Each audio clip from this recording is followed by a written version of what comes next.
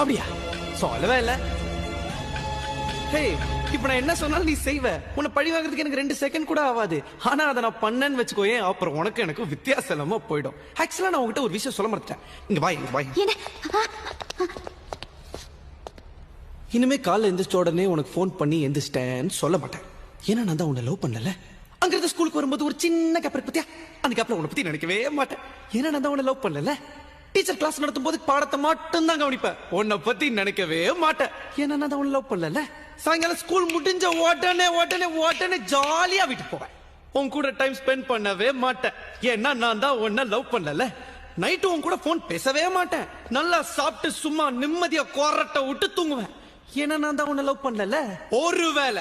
ஒருவேளை என் கனவுல நீ வந்துட்டேன்னு வச்சுக்கோ, உடனே எந்திரிச்சிருவேன். அந்த கனவுல கூட உன்னை பத்தி நினைக்கவே மாட்டேன். ஏன்னா நான் தான் உன்னை லவ் பண்ணல. லவ் பண்ணல. ஒத்துக்கிறேன்டி, என் லவ் ஃபெயிலியர் தாண்டி.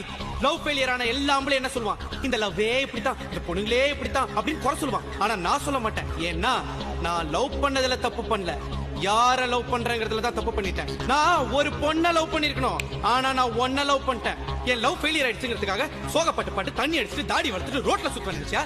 இல்ல என்ன லவ் பண்ண பொண்ணு விட்டு போயிட்டாங்க, அவளோட என்ன சேர்த்து வைங்கன்னு சொல்லிட்டு போலீஸ் ஸ்டேஷன் வாசல்ல இல்ல கோர்ட் வாசல்ல போய் நிப்பன் பாத்தியா? சிங்காண்டி